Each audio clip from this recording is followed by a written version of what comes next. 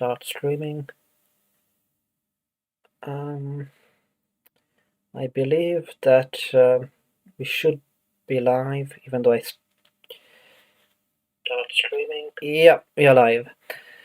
So, we're going to talk about Mobile Suit Gundam F91, and I did watch a bunch of reviews. Well, there were only a couple of them really, which was surprising, given that this is a Gundam series and it's part of, or rather, a Gundam movie, and it's part of it's part of the Universal Century timeline as well.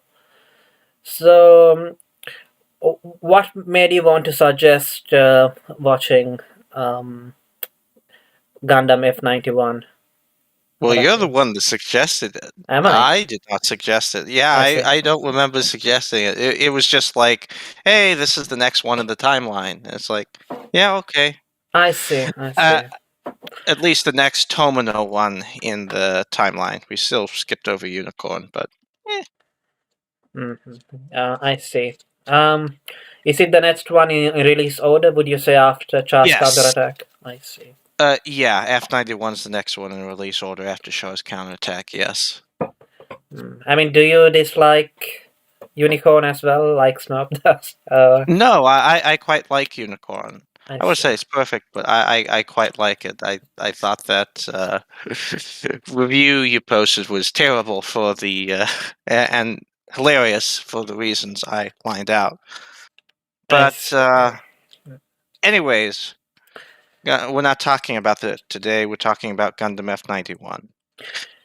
Gundam F91 is an interesting production. By all accounts, this was originally going to be a TV series. Yeah, and I'm seeing that there were production issues and just arguments inside, and they only got as far as a screenplay for 13 episodes. And then they went back on it and went, okay, let's make a movie out of everything we've made so far. And as you can imagine, this can lead to some amount of issues. The first 5 minutes of this film in particular open with a sort of little festival, main character flirting with the heroine, then that's like a full minute. Then there's like a full minute of people around the colony conspiring stuff. Then it cuts back to the festival for about a minute, and then boom, battle.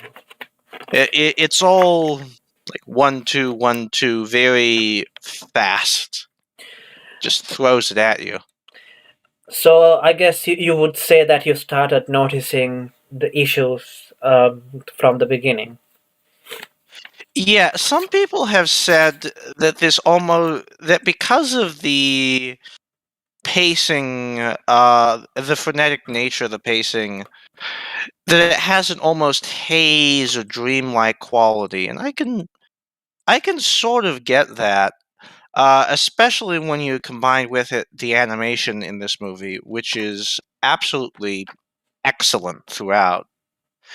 Really, some of the heights of 90s animation. The colors are just very, very vibrant. Details pretty good. Animation quality in terms of like movement, pretty strong overall. This film also has the strange capacity of showing like the worst version of the Earth Federation thus far, and the best version of an enemy faction thus far. Yet the main character still sides with the Federation. Like at the start of this movie, as the main characters are trying to get away, the Federation sees a bunch of their characters. Admittedly, this is like the Federation army, and tells tells the main characters, "Hey, we'll use you as human shields." And they're like, "What the fuck?" And they're able to drive away. And it never really gets any better than that. When they later join up with some other Federation guys to talk about, if you don't cooperate, we'll send some of your kids out the airlock. Like, really, really nasty shit. Uh, I mean, to be and yeah, go on. yeah, and then there's the general take that the Federation top brass seems to be taking of, "Oh, we'll wait and see. This doesn't matter." The Federation government clearly does not care about this rebellion on the colonies. They have grown so indolent and so self-obsessed that they don't care even when other this new force, the Crossbone Vanguard, starts sneaking up and gobbling up parts of their empire in space. Yeah, I mean, I guess you could say that. So the bad guys, quote unquote, the enemies of the Federation, at this point are not Xeon anymore, but something called the Crossbone one, something Crossbone Vanguard, yes. Vanguard. Yes. Xeon has basically died in the 30-year interim, and there's no. This is also something that some people have mixed feelings on. Uh, that there was no mention of Xeon ever throughout this whole movie, and there's essentially almost no ties to other Gundam series other than you still have Jagans from Shaw's Counterattack around, and the fact that there is an Earth Federation, and there's still some talk of the Earth being polluted and all that. But that's really the only concrete ties you have in this movie. Oh yeah, and there's like a Zaku in a frame for like 2 seconds. You can really tell that this was the point at which the animators, the people in charge, really wanted to branch out from original Gundam. They almost wanted to create like something new that could be appreciated by a new generation without having to read up on past lore or anything like that. Is quite understandable. It's worthwhile to note that there would be this, then Victory Gundam, which also similarly didn't reference anything prior, and then year or two after Victory, they would finally commit to making like full alternate universe Gundams, starting with G Gundam. I see. I see. As for the Crossbone Vanguard, given that we were talking about how the Federation is very unsympathetic, and before we started recording, you said why is the protagonist even on the side of the Federation? But I guess Yeah, on the other hand, I mean, it's not like the Crossbone Vanguard are shown to be like good guys or something. They killed a bunch of people when they invaded the protagonist's colony. So maybe mhm. that's why he's against them, I guess. There is a certain amount of when the other side starts the war, you're going to naturally be not too happy with them. They did start a war, and a lot of people died. Seabrook's one of Seabrook's friends, Arthur, dies. By the way, I do not know anything else about Arthur. I know that he is Seabrook's friend, and that is it. I don't know anything else about him. It's I actually know very little about Seabrook, the main character, as well, other than he seems to have the same views Tomino does on the way things should be. But other than that, and the fact that he's like somewhat understanding and protective, I guess. I know basically nothing about him, and I know absolutely nothing about his cast of friends that orbits around him and follows them through the whole movie. And it's it's really kind of head scratching why they included all these characters. These characters, you can tell that they were made for the TV series when they were going to have like each little character was going to play off of one another and have their own personality quirks, and that would help the whole show flow. But in the movie, you don't have time to characterize all those tiny characters, and so each one of those other characters has probably a grand total of 10 lines in the movie. Yeah, I think Char's Counterattack did a better job of putting in some new characters. Well, at least they did something. But most of the friends here, they were not involved Uh, in the combat. Not Right? really. Yeah. No. You could argue that the heroine in this movie is actually the main character, Cecily Fairchild. Yeah. Uh, Yeah. Go on. yeah, her entire and her thing ties in very well to the Crossbone Vanguard. Uh, the movie opens with this big conspiracy to open up the colony and have the Crossbone Vanguard come in, and they do. And they fight off the Federation, and what they immediately do is they also take Cecily into custody. And there's actually a pretty good scene which you can feel is like Tomino commenting on parent-child affairs, where you have Cecily's father or foster father, who's actually been away for a while, and he's trying to get Cecily to come with him to the Crossbone Vanguard, because as it turns out, she is actually the loyalty of this faction. She is she's essentially a princess, and and although this guy is like actually trying to be reasonable with her, and you can hear the love in his voice. At the same time, he's pointing a gun at her.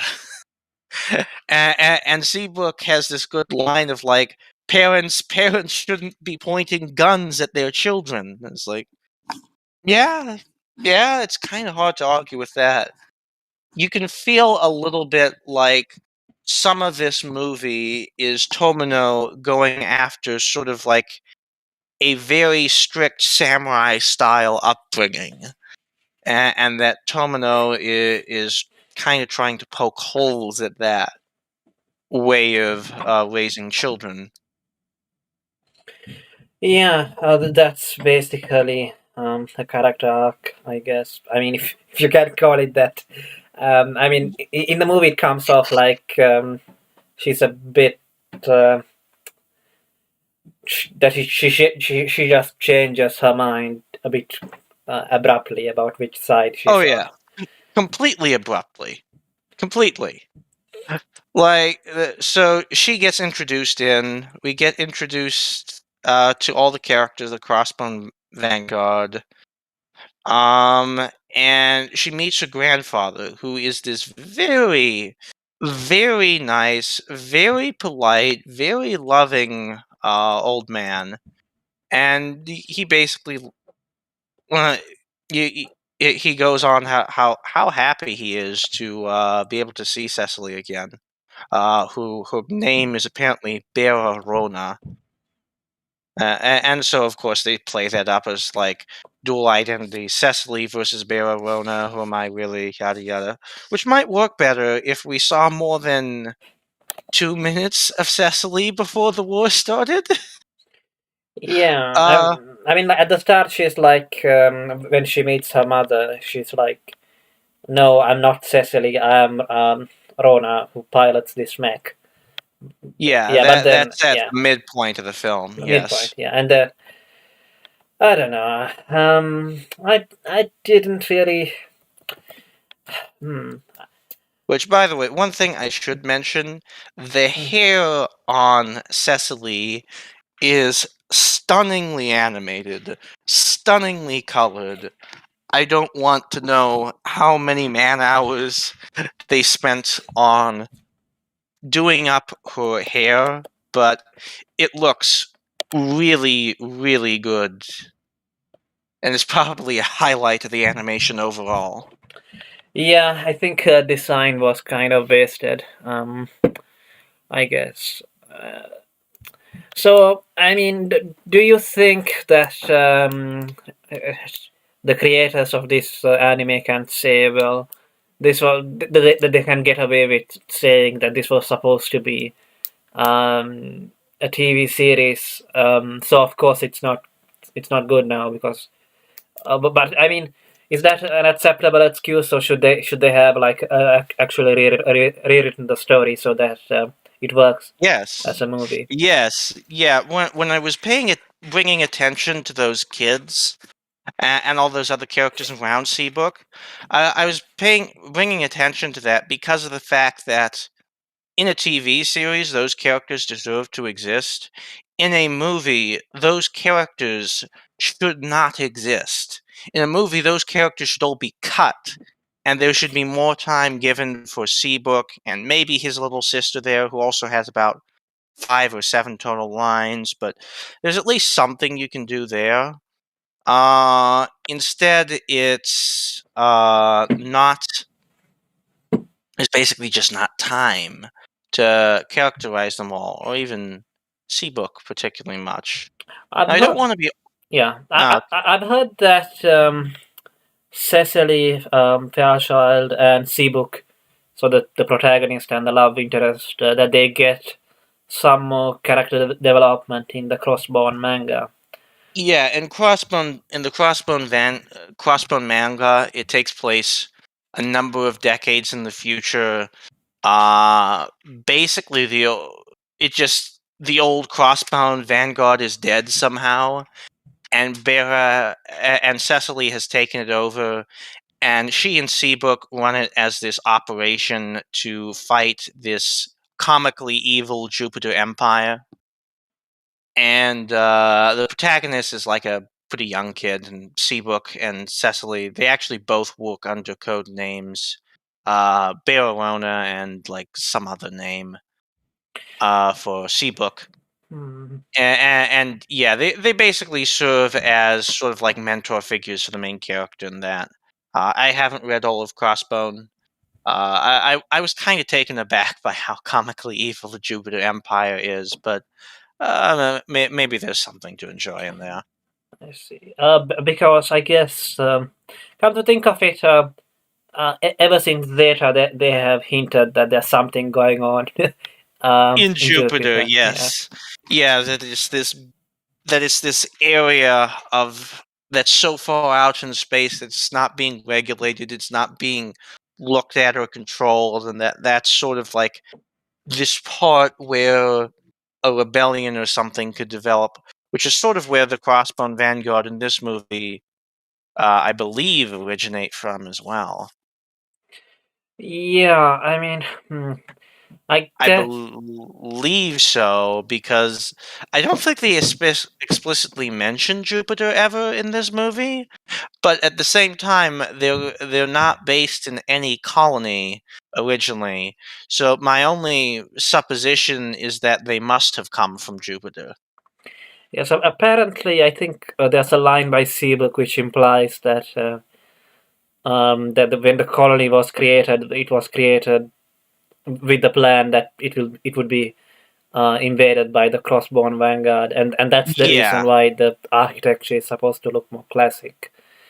Well, Uh, yeah, that there were Crossbone funders in terms of some of the architecture of things that were designed. Yeah, it's been a pretty long going conspiracy. And the guys running Crossbone Vanguard seem to be pretty competent. they make a big deal about how when they end up talking to the grandfather Rona, he makes a very big deal about how he does not want civilians to be targeted, and that he made it a very big deal in the immediate invasion that no civilians would be targeted. They also use like little Persian and Sumerian sort of style visuals, and they have all stone tablets and whatnot, which, for all I know, could like in the part of the story be reproductions or could be intended to be originals. It's hard to say. Yeah, I mean they do call, I guess, their new empire or whatever. I think from what I've read that they are able to conquer all of Side 4 or something apparently. Mhm. Um, because but by the end of the movie we don't actually see the Crossbone Vanguard being actually defeated, if I'm not mistaken, right? Yeah, you don't. It actually does.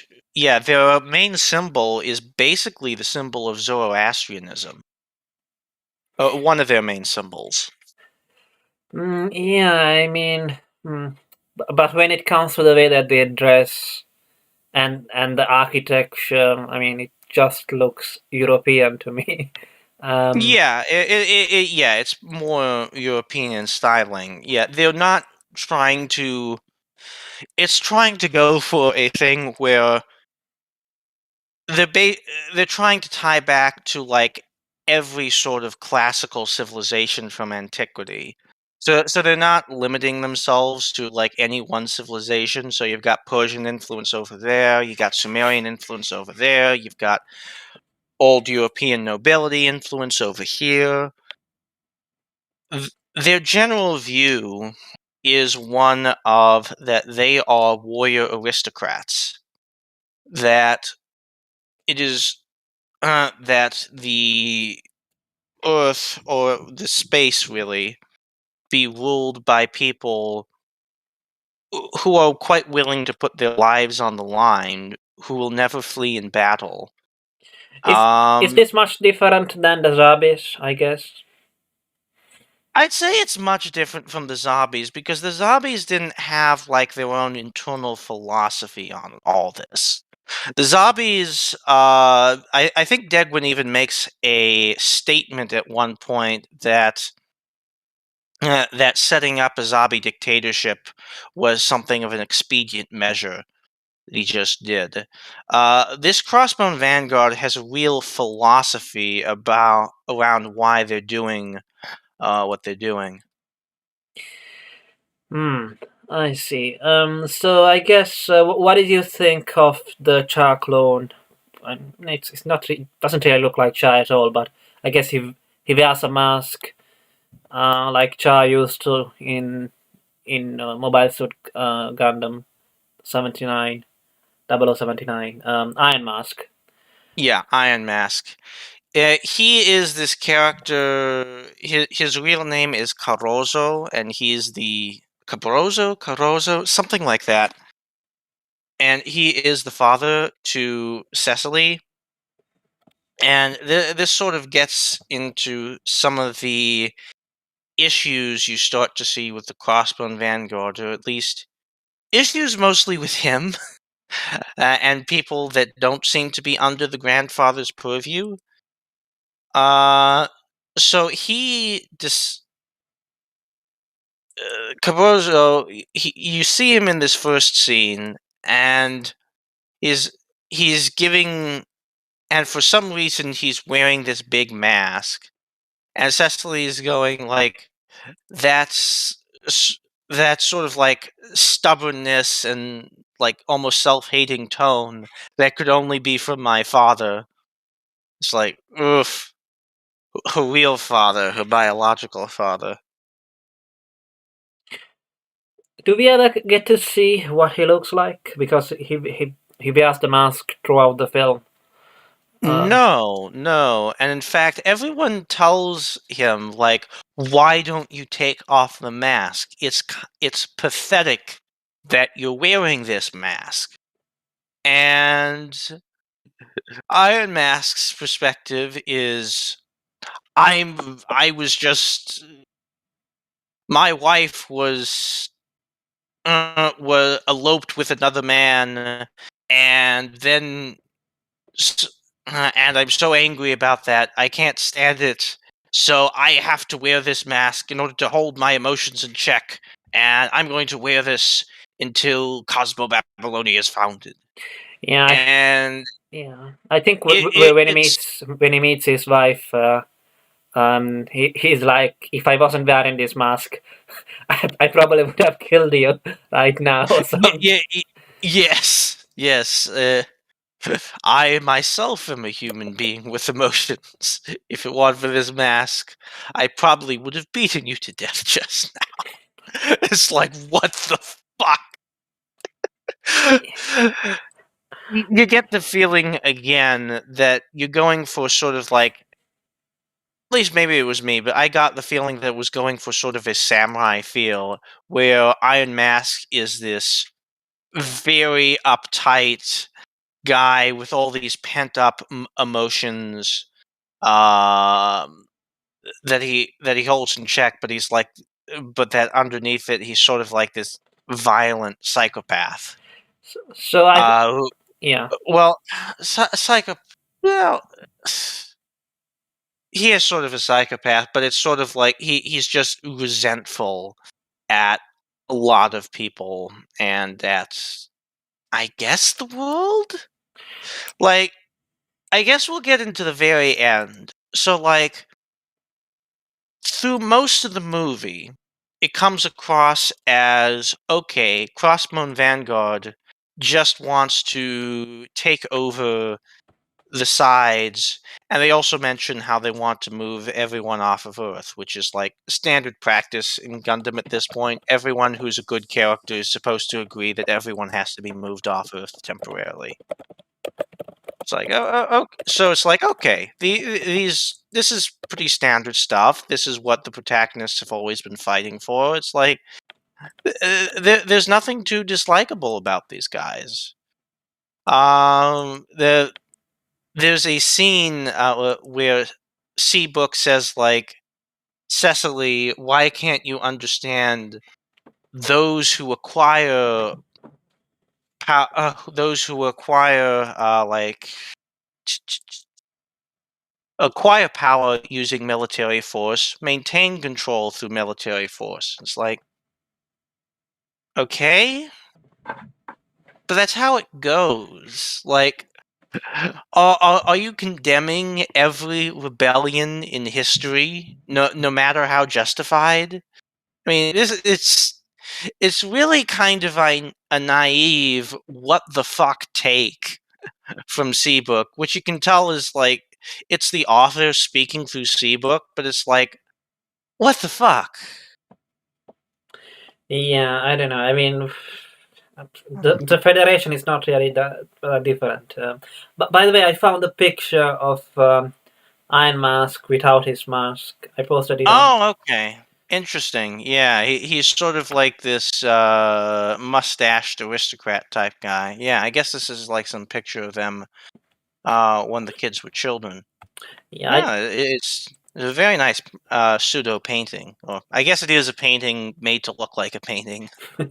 yeah. I think that they must have shown that in the movie, but we didn't notice it because they didn't point out that it was him. Probably, Yeah, or, yeah. Maybe I just missed it. or maybe it's just some promotional material. Who knows? Could Um, be. Another scene which I've seen the movie getting criticized for is when the foster father just drops dead. I mean, to me it seemed pretty obvious that it's implied that Iron Mask killed uh, the foster father Theo. Um, Yeah. so Yes. I didn't I didn't feel like it was that much of Y- a big problem really. Yeah, and it sort of shows Iron Mask being like a complete psycho, really. Uh, so as the film goes on, eh, Iron Mask is you might even analogize it to Which, by the way, this movie in general has a lot of Star Wars references. The soundtrack is a lot of rips from Star Wars. Iron Mask is sort of vaguely Darth Vader looking. You've got the father-daughter relationship in this case. Some of the Uh mechs, I think, which the Gigants or whatever, which the Crossbone Vanguard use, yeah, don't the Denon Zons or something like that. they look a little bit like Vader too? Yeah, they've got those sort of goggle eyes with the mouth. Yeah, I can sort of see that. So, I mean, what about the story? Like, is there some kind of similarity to Star Wars in the story, or is Not, not yet? no, no. Other than like the father-daughter dynamics here, there's no particular relation in story or anything like that. Yeah, because at the end of the day, this is Gundam. Like this, the type of both Gundam and Star Wars have always had the hero's journey as an archetype, but the hero's journey in Gundam is always a lot more uh brutal. Like the hero's journey in Star Wars is about a boy learning to become a hero. The hero's journey here is about a boy usually becoming a soldier, and that usually uh, implies quite a bit more brutality, quite a bit more having to deal with certain people on your sides being somewhat amoral, having to deal with fighting actually good people on the other side and having to shoot them down and kill them.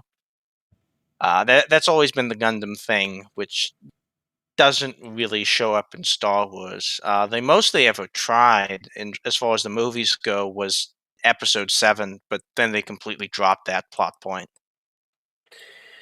I see. Did you notice the Imperial March that bit from the Imperial March which gets played? I didn't notice it until somebody pointed it out in a review. Y- Really. Yeah, I mean, I'd actually known about that bit before I'd watched the movie, so I'm not a good test case. But it wasn't super noticeable in the movie.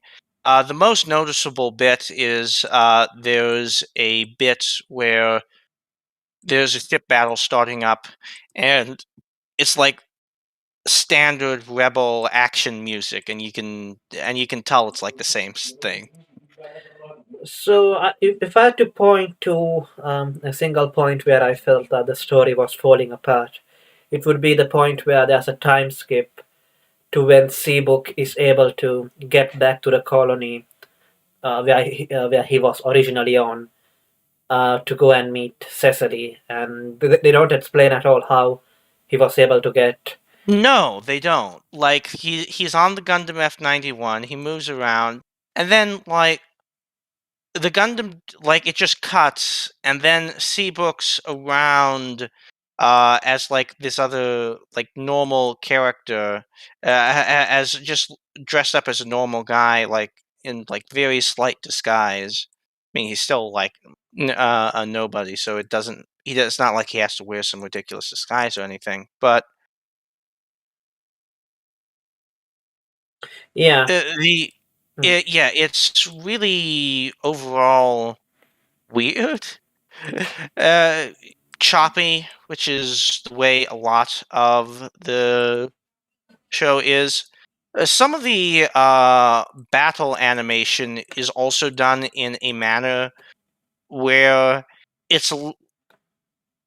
you get like sort of weird perspectives of the mobile suits that are sort of like closer in than usual and display more mass, but at the same time make it like you're usually like the camera's usually pointing directly upwards almost at the mobile suit as if you're like a bystander just under it.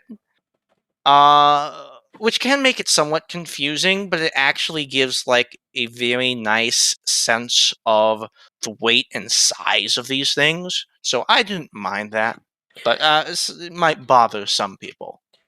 Speaking of Cecily's hair, which you mentioned earlier, I wonder if the reason why she cut her hair was because it was getting annoying to to animate it. I wouldn't be surprised.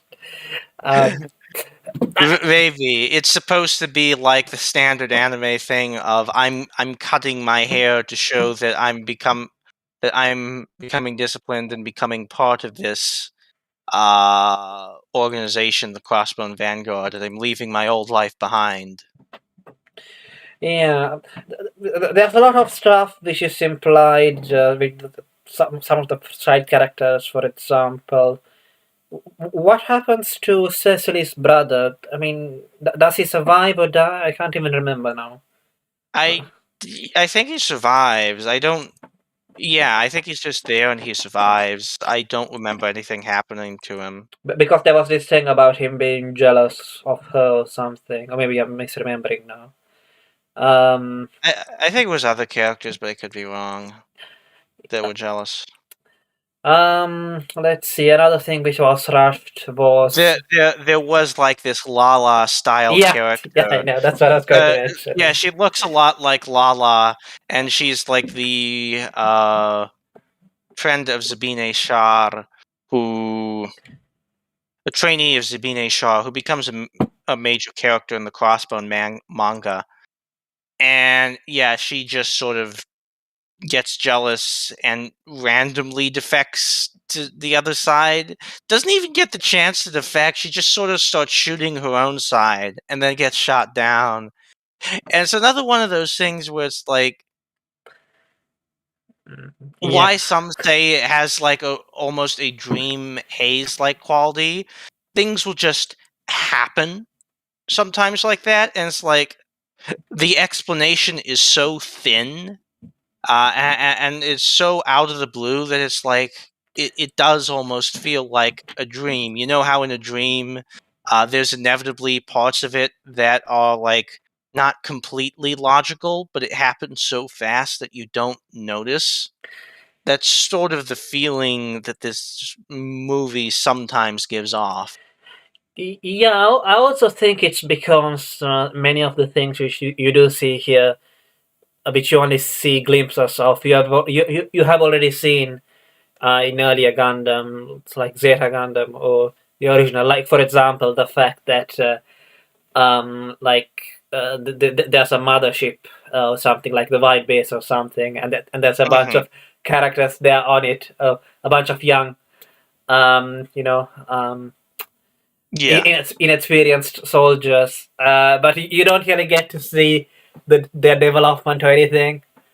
No. No, but No, it's like all set up, and you don't like Cecily's the only character in this movie who has to go through an emotional arc, and I guess sort of Iron Mask as well, but it's mostly just him seething at the whole world. so one of the things which you did warn me about when watching this film is I guess the villain's plan, Iron Mask's plan. Um, Yeah, yeah, sort of like at about the 1 hour 10-15 mark or so.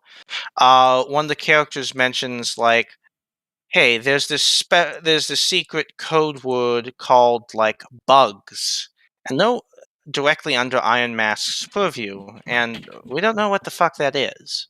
And there's a lot of like hidden secrets here in an organization that someone should probably take a look into. There's too much independence being afforded to like Iron Mask, and so they go further, and then eventually you have, and then there's just this briefing scene, and Iron Mask goes like, "Yes, if this testing goes well, and it's and these bugs, quote unquote, kill everyone on the colony, then we'll use the bugs to destroy all humanity on the Earth and Moon, right?" It's like, what? Like, This is the most evil scheme in Gundam history to this point.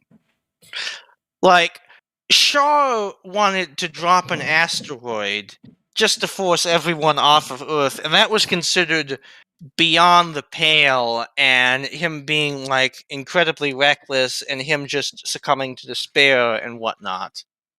This is just out of the blue. Oh, we're killing everyone on Earth and the Moon, right?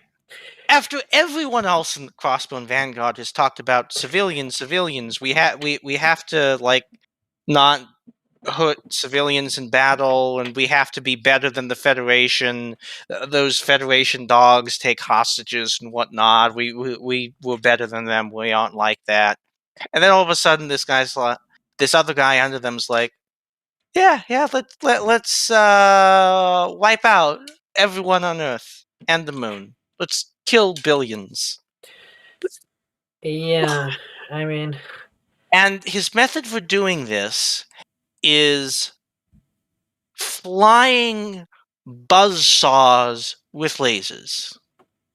Floating UFO buzzsaws that go through the colonies and just saw through people and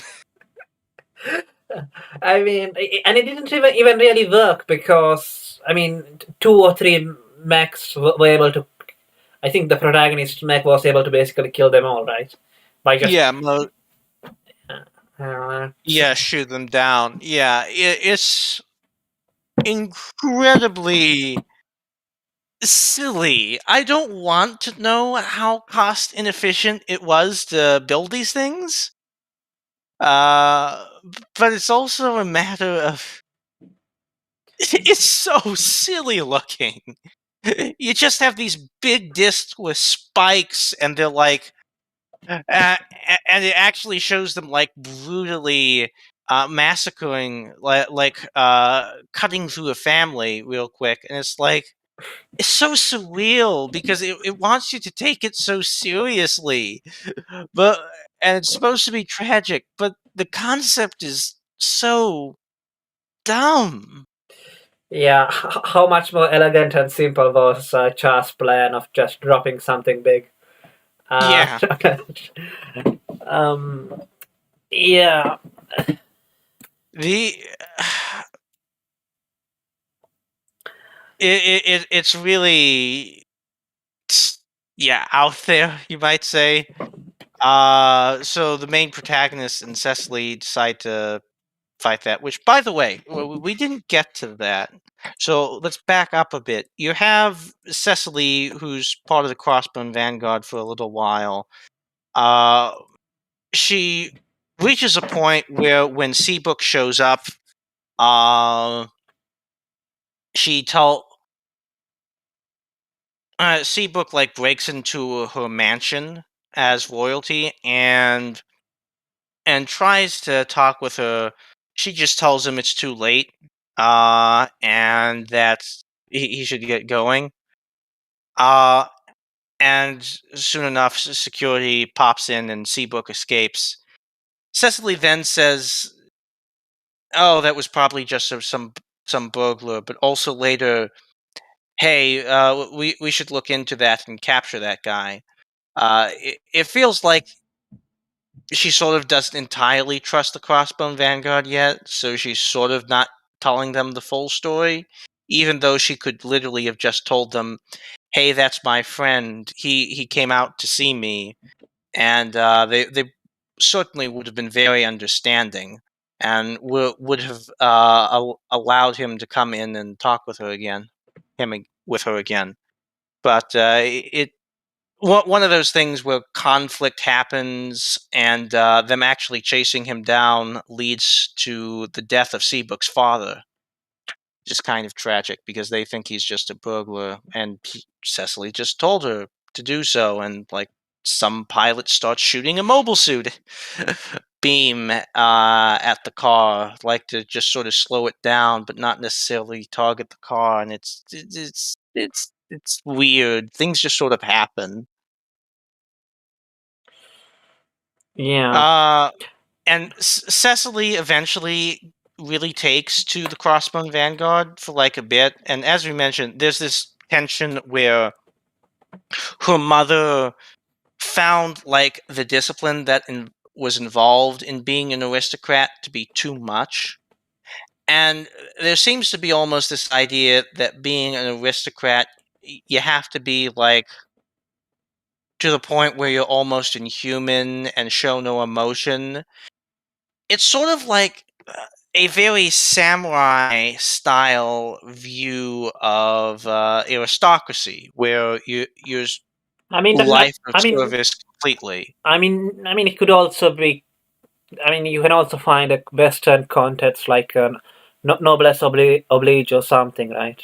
Yeah, certainly noblesse oblige. Yeah, and you did have actually a lot of this when it came to like old Western aristocracies. Yeah, where you had courts where everything was very structured, in terms of how you were meant to Yeah, operate and whatnot. and I also don't get that. I don't from what I know that that the samurai were that chivalrous in the sense that they weren't really that interested in protecting others or the well-being of others or something like that, right? No, for a samurai, your primary loyalty was always to your lord. But I'm more speaking in terms of like the self-discipline of like a samurai towards his lord is very much how the Crossbone Vanguard sort of seemed to view how the aristocracy should act in general, and it should be like towards the greater populace, essentially.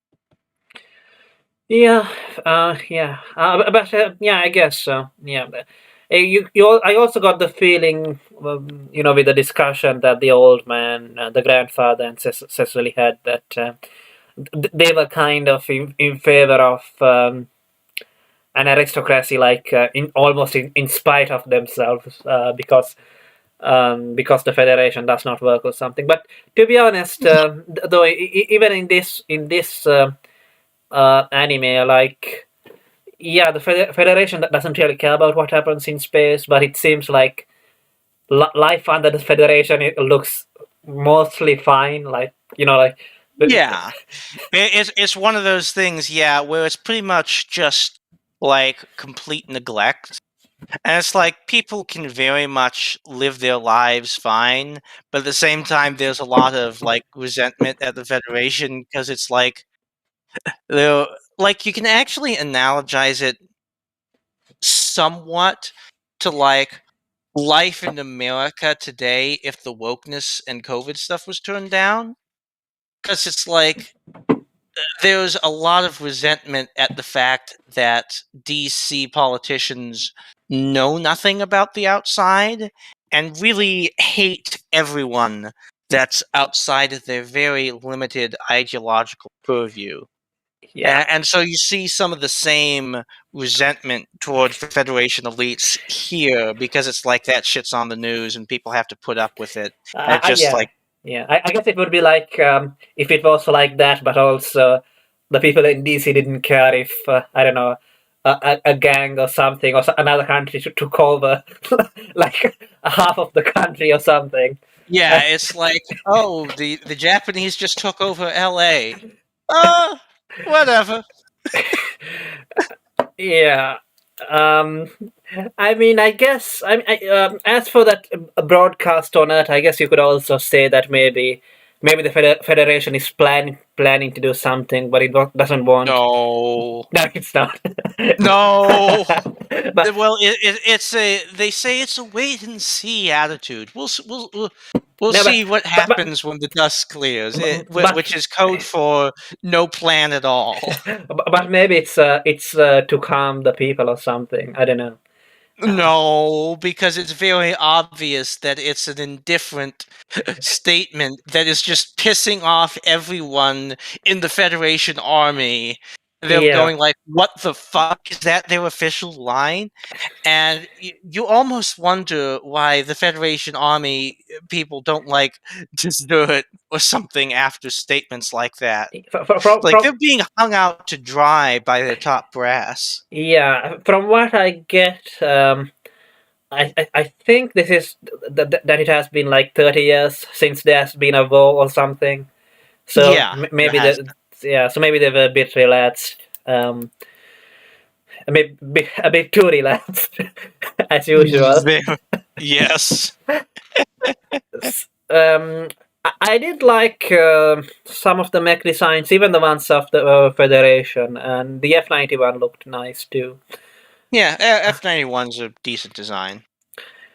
Um, I don't entirely get why it's called Formula 91, other than just, hey, it's fast. I see.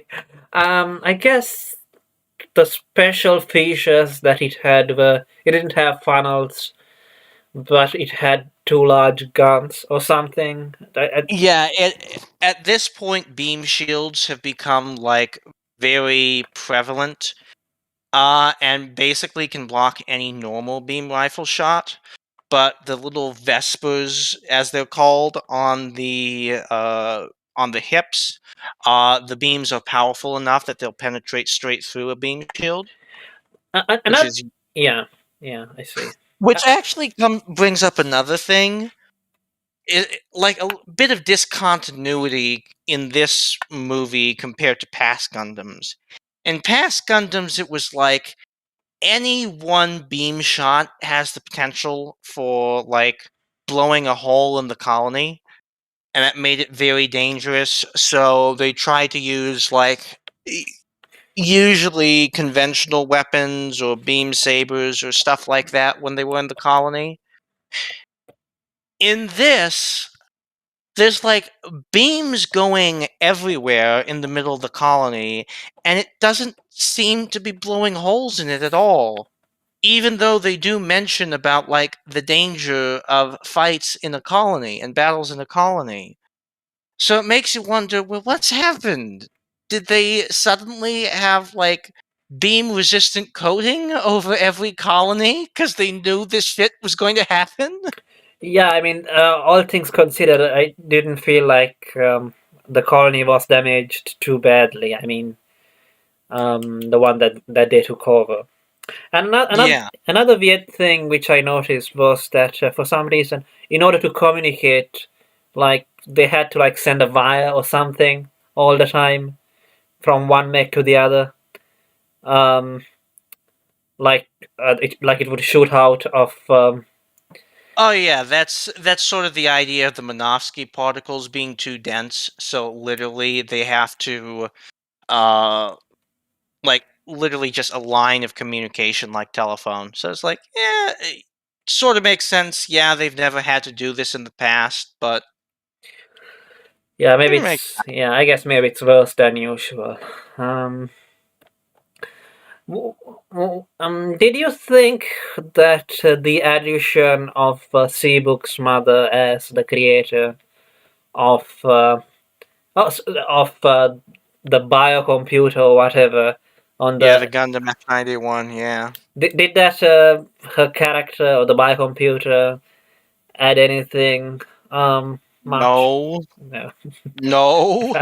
It's just this random thing where like the Federation guys are bugging them about like why what like to basically just to get the F91 working, and then Seabook sort of and then Seabook's mother apparently was the was the designer of this thing and gives like instructions in the video manual, and Seabook's little sister understands this, and like the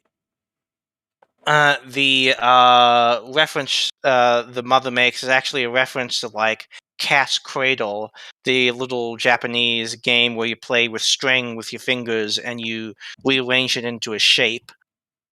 And in this case, it was like sort of like this. 8-sided bridge or whatever that you made, and that made the engineers go, "Oh, right, you do this with the internal circuits. That's how you make it work."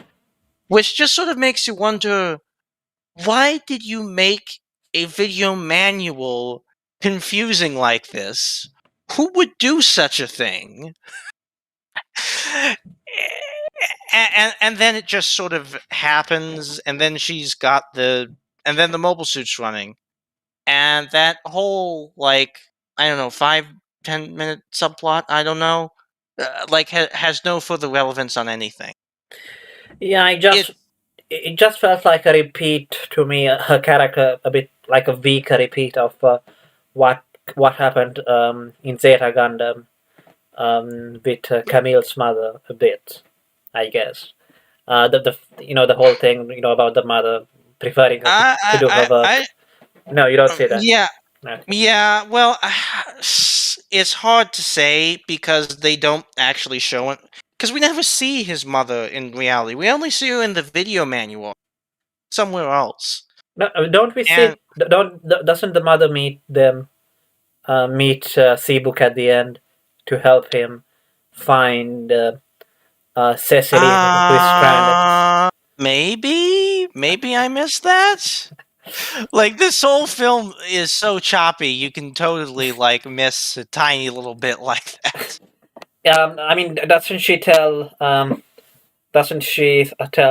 Seabook that he needs to do so and so? He needs to believe something um, because the only thing which can find Cecily is his new type powers or something, a new type radar. Um, I'm not you don't seeing remember, it here at all, but I really? guess I'll take. I'm Okay, skimming through the movie now, and I'm not seeing it. But I maybe I'll see. take your word for it. Yeah, maybe. So yeah, another thing which I noticed about the mother is that she looked a little bit like Camille, a little bit, which is Yeah, she does. so like when they show a photograph of like in Seabook's home at the start, I thought like maybe this is maybe Seabook is Camille's son or something, but no, it got nothing to do with that. So Yeah, I Camille really was a girl's name the whole time. yes. Uh, so what about the Crossbone manga? Is that officially part of the Universal Century timeline, or Yeah, well, I mean, there's no like official canon as far as Gundam goes. There's just whatever you choose. That's official. And the Crossbone manga is very official. It's pretty popular. They're still making sequels to it today, even though it started in the 90s. Not being written by Tomino anymore, being written by other people. And like, there's a number of model kits that are made for it. Crossbone in any like Gundam video game, like Super Robot Wars, which isn't explicitly Gundam, but Crossbone Gun Crossbone Gundams are like almost always in the Super Robot Wars game.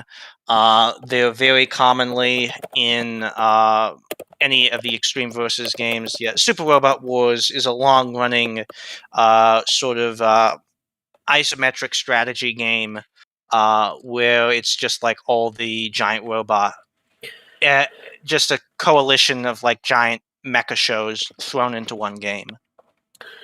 there's also a game for the Super Famicom called Mobile Suit Gundam F91. F91. Yeah, yeah. One of those old like retro games that no one really remembers and is sort of a curiosity piece. Yeah, I mean it's still kind of odd though that even though this was a massive failure, I think everybody would agree that this Mhm. that it would give birth to this other stuff related to it, and I've heard a few people say that they would like to see an anime adaptation of Crossbone, like Mhm. yeah, as one of the things left in UC Gundam, which might be worth Yeah. making it Who a knows? yeah. They might very well do something like that after they're done with these Hathaway, these Flash movies that they're doing right now. Would you say that? Uh, Yeah, go on. Sorry. but yeah, as far as Cecily goes, yeah, there's no build up to her swapping sides back. Like there's literally this thing where she'd already met Seabook like at the mansion, and then she meets Seabook in battle. Seabook was actually a point where he was about to shoot her down, and then like new type power realizes it's Cecily and starts talking with her over comm. Uh, and then Cecily just sort of like, as soon as she's talking with him, immediately goes, "Oh yes," and like immediately decides to defect to the Federation side, and says like, "I don't want those restrictions on my life anymore. It's too insufferable." And it's like, what? It's yeah, it's very rushed, and it's like you feel like with yeah, there needed to be more setup there. I mean, you sort of had that feeling underneath that you knew she already had, but it's not clear why meeting Seabook in battle is suddenly a breakpoint for that. I kind of got the impression that she felt like she didn't have a chance to defect or something, because I guess because she said something like, it's too late. "Yeah, yeah, it's too late. You weren't there then. So I Why didn't. weren't you there for me? Yeah. Yeah. Uh, um. Yeah. But by the way, I kind of found the name Cosmo Babylonia a bit funny. I don't know if you found it funny too. No, Uh, I didn't mind it. It makes I can see that, but nah, I didn't mind it. I thought it would. I thought it sounded fine. mm-hmm. Um, But Apparently, there's a novelization, a two-part novelization by Tomino, but we will never. We will. I think I doubt that it will ever get translated. yeah, we'll Unfortunately. never know. And who knows? Maybe not that much changes. So, Uh um, yeah, and then it builds. Yeah, we haven't talked about the final battle, but there's not much to say.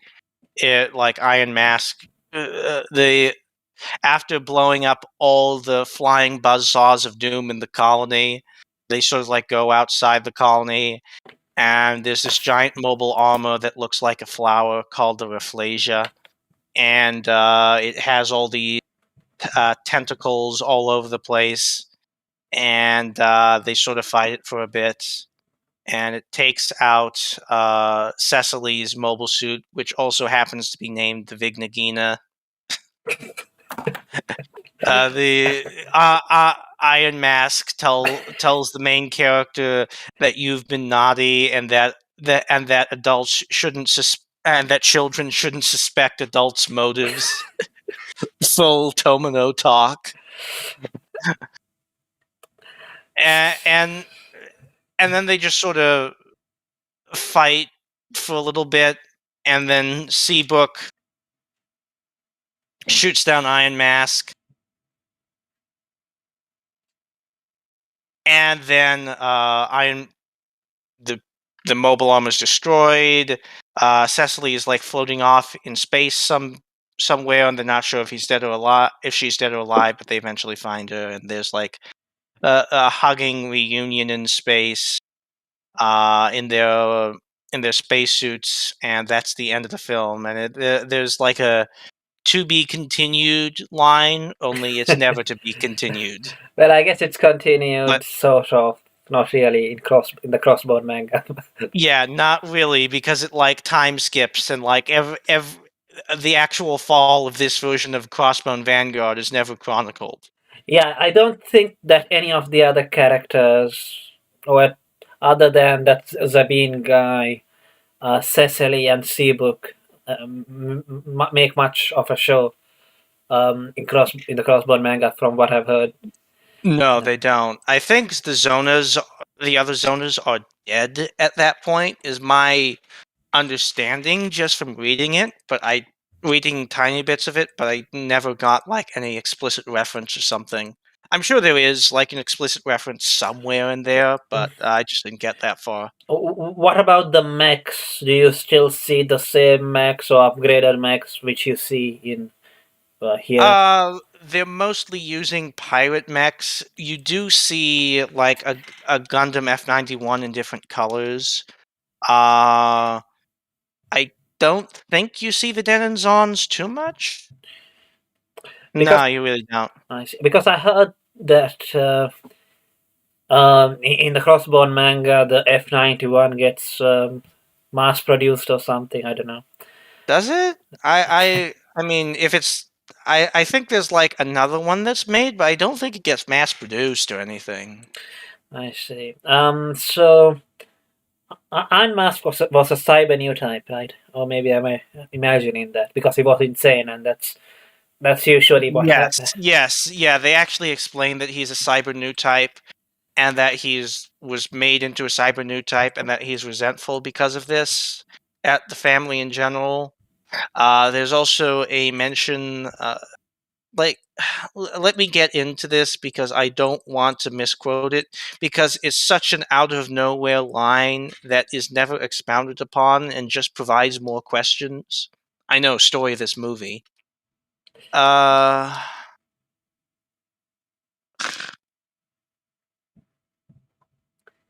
nah, I'm not finding it easily. But I was ordered to kill 9/10 of humanity, so I changed. And it's like, What? what? It's like, what the fuck? So cross. And then Cecily goes, "That's nonsense, you machine." Uh oh, and more Tomino talk. My ego was expanded to allow me to carry out my duties. What none of that makes any fucking sense. uh, I guess maybe I don't know. At this point, do 9/10 of humanity live on Earth and the Moon? So maybe that's what he's I referring. think that's what he's referencing, but even then, that's not true. 9/10 of humanity do not live on Earth and the Moon. Like there was more human. So like the ratios are wrong for that. There are a lot of humans on the moon, but there's even more in space colonies. So it's like, I, yeah, I guess it's I some sort of like eugenics kind of point. I imagine from what I get. no, I No, I don't don't think think so. so. I No. think it is referencing just killing everyone on the Earth and Moon. But yeah, it's this out of nowhere line. And then Cecily says that's nonsense, so maybe he's making it up, slash he's going insane. Maybe the Zonas are really that not so and evil. Never gone into, but I mean, like, that would be a complete 180 from how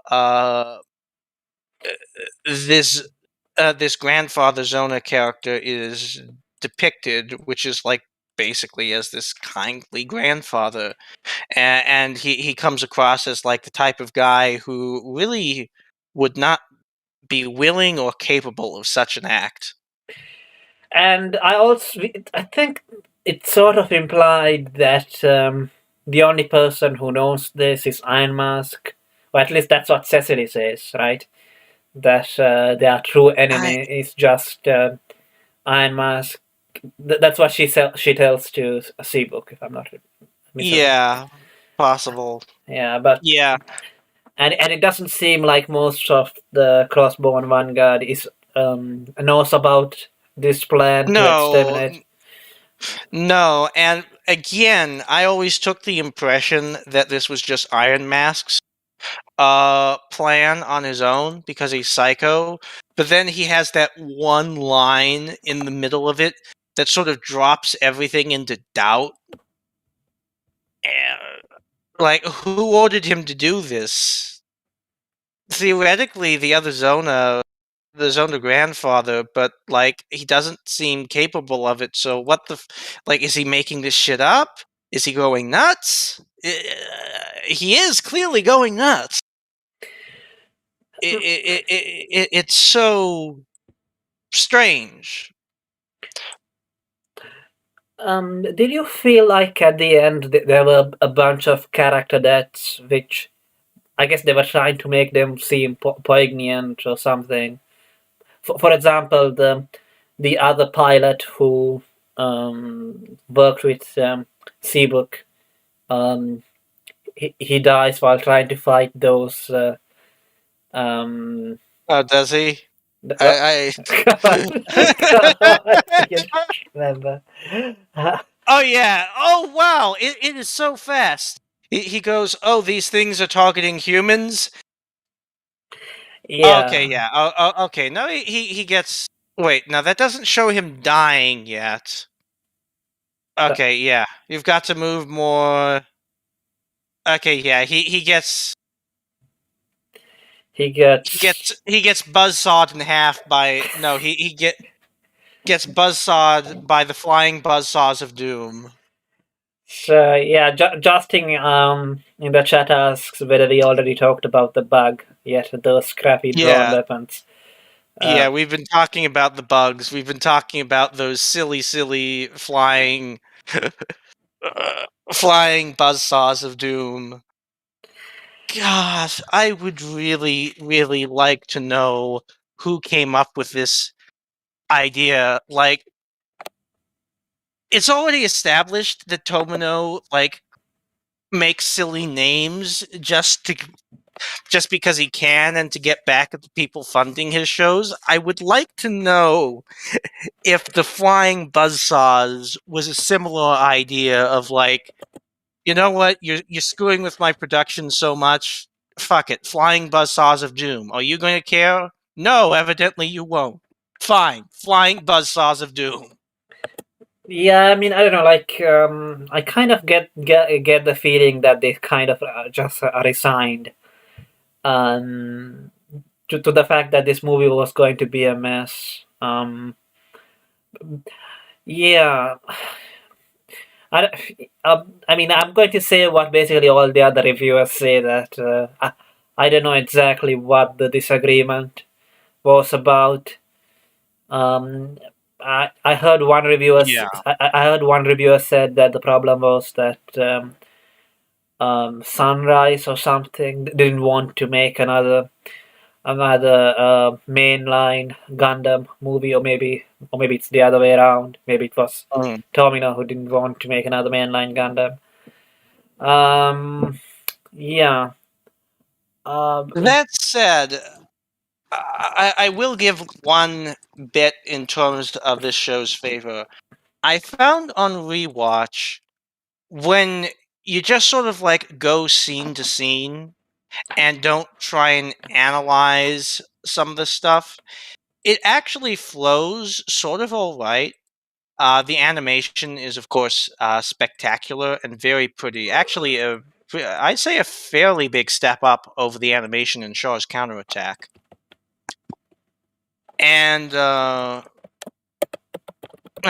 some of the ideals that are painted out by the Zona family is nice. This is a nice scene where Iron Mask is like uh, basically shrugs off an assassination attempt against him.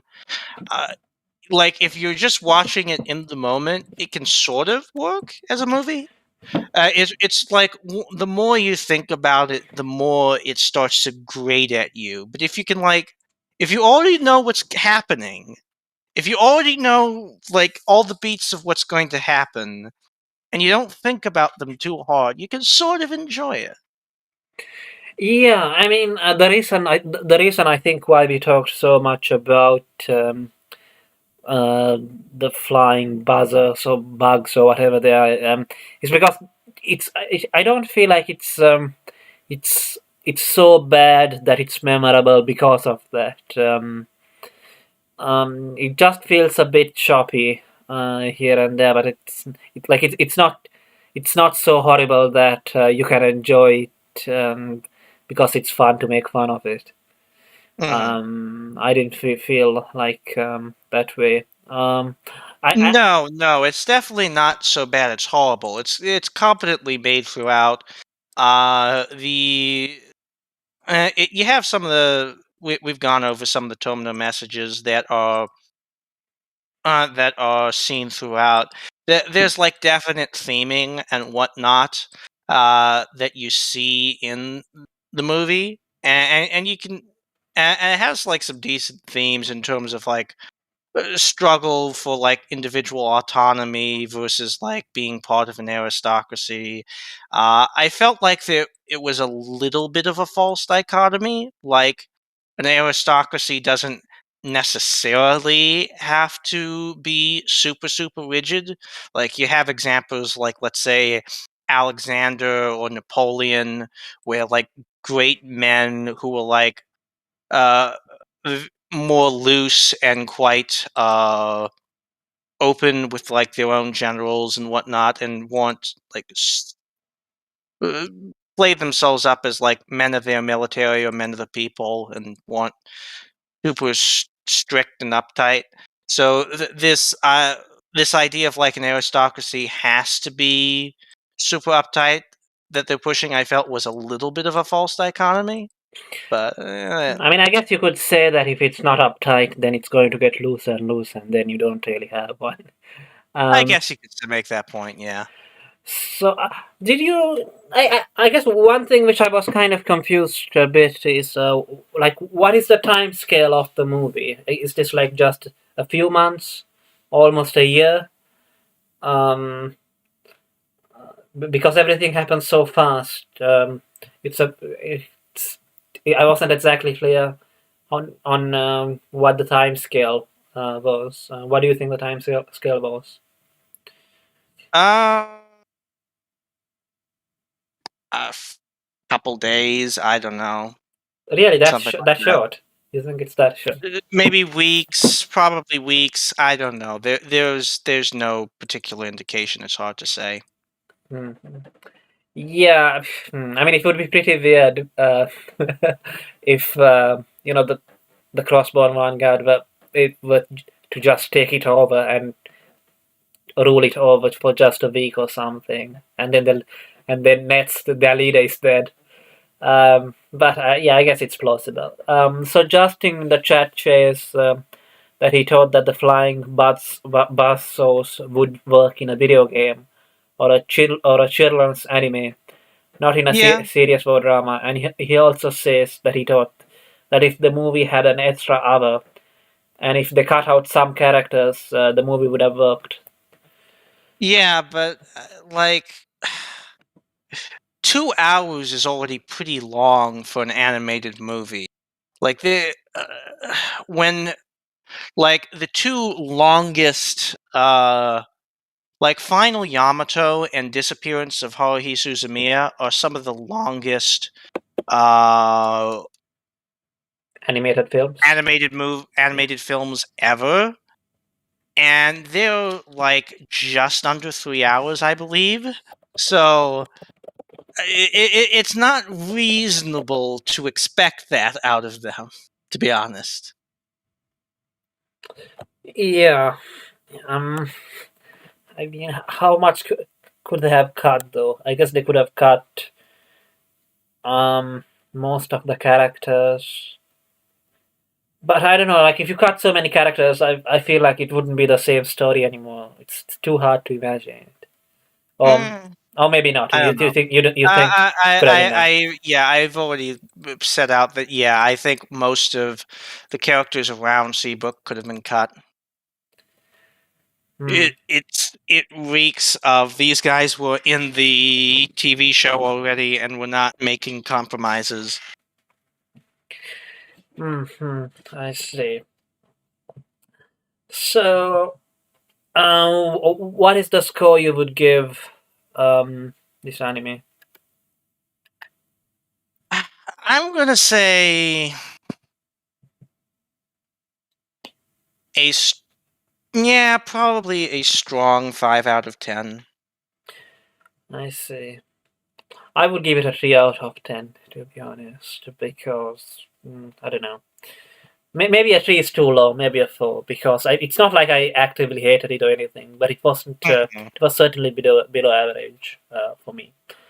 Yeah, I just have it up 5 because it's like the animation is truly stunning, and if you like really, really nice animation from this time period. It's probably worth a little watch. Uh, So yeah, go on. yeah, it's not like it's a terrible movie by any means, and there's actually a lot of elements within the movie to like. It's just all very messily put together. Yeah, and it feels like kind of like a letdown after Charles counterattack a bit, to be honest. So, do you think that you need to have watched um, the stuff that we have watched? So I guess MSG. No. No, no. You can just go in into.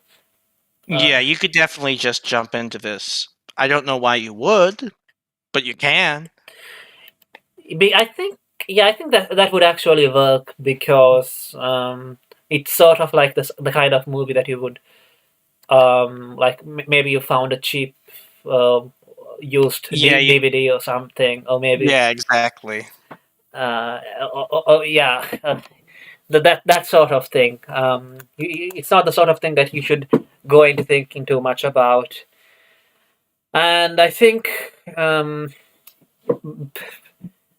that yeah, because most of the reviews, it's it does it's just most of the reviews are just a discussion of what how it could have been better if it was longer, if it was 50 episodes like it was supposed to be or something.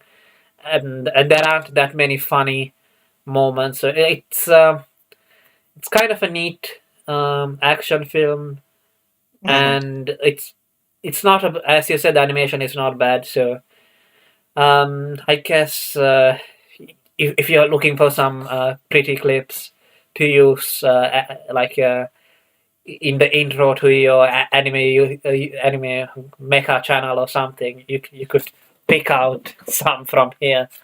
Um, like um, like I thought that the scene where the door to the colony gets broken in, that was like, yeah, that looked pretty neat. But I can't remember exactly. I think it happened somewhere at the start of the film.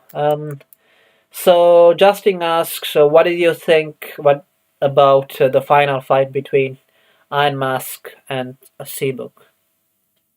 It's decently put together. I don't actually have uh many complaints. I actually don't like the music too much there. It feels a little droning. But the battle is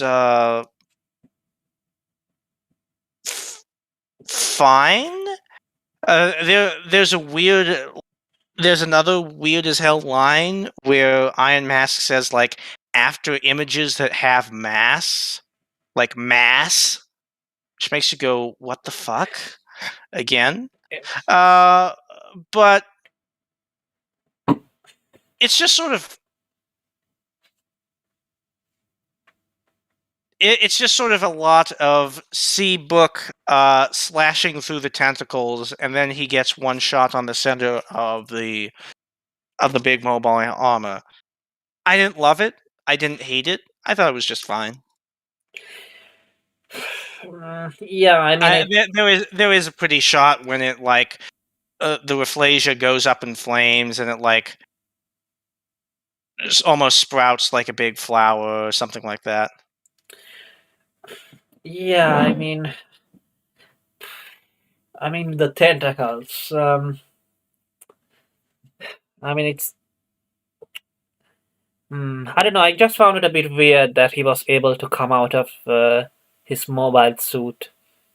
I guess he and Oh yeah, Iron Mask. Yeah, he's able to walk out of the mobile suit and talk to Cecily while using these wires to like control the Rafflesia mobile armor. Yeah, it's sort of weird, mm, but I mean,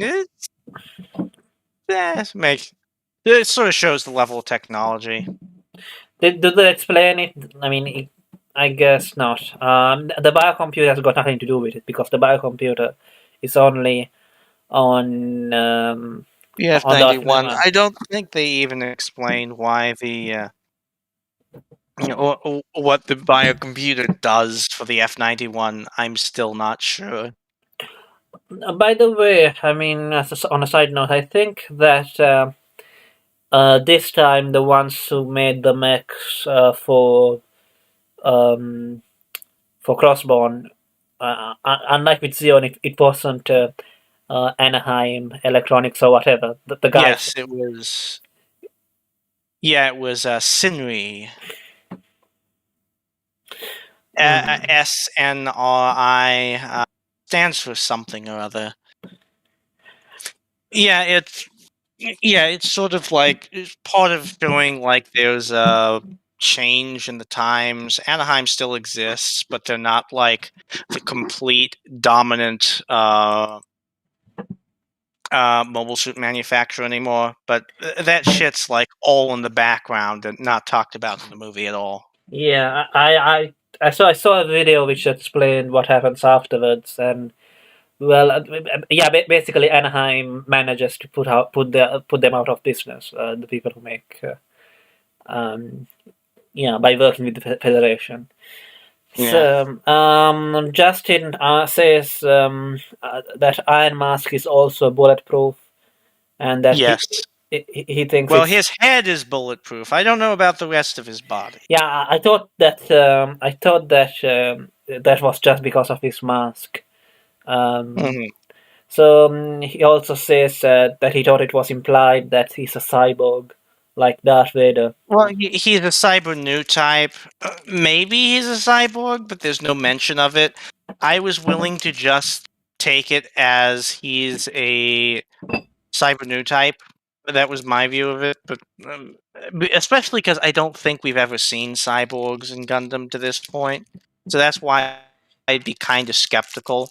I mean, yeah, the way he talks with this like mechanical voice, uh, is sort of cyborg-esque, but I mean, at the same time, they're also just doing callbacks to Darth Vader, so I'm not necessarily sure I take that as any evidence that he is this thing that we've never seen in Gundam before. Mm. He did look a little bit too tall. I don't know. Hmm. Yeah, a bit odd. I mean, Yeah. for all we know, he could be because we never see him take off the mask. So who knows? So Your head canon is as good as mine. so Justin says, didn't he get shot at center mass by his No, daughter? no.